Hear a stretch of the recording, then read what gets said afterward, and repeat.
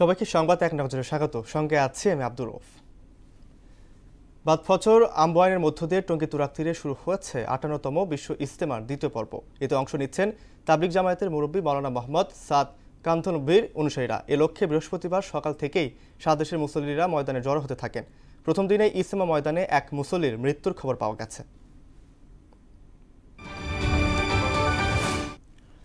মুসলিম সম্প্রদায়ের অন্যতম ধর্মীয় উৎসব পবিত্র শবে বরাত আজ সারা দেশে যথাযোগ্য ধর্মীয় মর্যাদায় পালিত হবে দিনটি।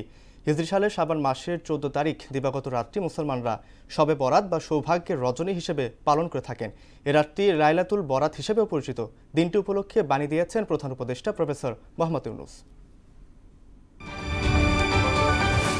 ফুল ফুটুক আর না ফুটুক, আজ বসন্ত ঋতুরাজ। বসন্তের প্রথম দিন আজ। বাংলা পঞ্জিকা অনুসারে ফাল্গুন ও চৈত্র এ দুমাস বসন্ত, যাকে ঋতুরাজ বলা হয়ে থাকে। দিনটি উপলক্ষে সকাল থেকেই জাতীয় বসন্ত উৎসব উদযাপন পরিষদের উদ্যোগে রাজধানীর চারুকলার বকুলতলার শুরু হয় মনোমুগ্ধকর সাংস্কৃতিক পরিবেশনা। এই আয়োজনে অংশ নেয় ৪২টি সাংস্কৃতিক দল। দিনটিতে একই সঙ্গে ভালোবাসা দিবস হওয়ায় অনুষ্ঠানে তরুণ তরুণীদের বেশি উপস্থিতি দেখা যায়। পবিত্র শবে বরাতকে কেন্দ্র করে রাজধানীর বাজারগুলোতে বেড়েছে ক্রেতা সমাগম। তবে বাজারে এখনও সহজলভ্য হয়নি সয়াবিন তেল। দাম বেড়েছে বিভিন্ন মশলার। পাশাপাশি গরু, খাসি, মুরগির বাজারও রমজানকে সামনে রেখে চড়তে শুরু করেছে। চাহিদা কম থাকলেও মাছের বাজারও চড়া।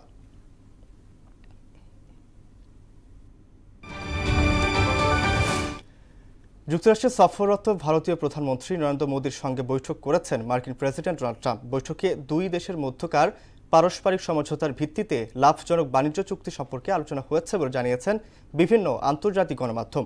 এদিকে বাংলাদেশের আওয়ামী লীগ সরকারের পতন এবং বর্তমান অন্তর্বর্তী সরকারের ক্ষমতাসীন হওয়ার ক্ষেত্রে যুক্তরাষ্ট্রের কোনো ভূমিকা নেই বলে দাবি করেছেন ট্রাম্প। আইসিসি চ্যাম্পিয়ন্স ট্রফি খেলতে দেশ ছাড়ল বাংলাদেশ দল। গতরাত ১টায় দুবাইয়ের উদ্দেশ্যে ঢাকা ত্যাগ করে টাইগাররা।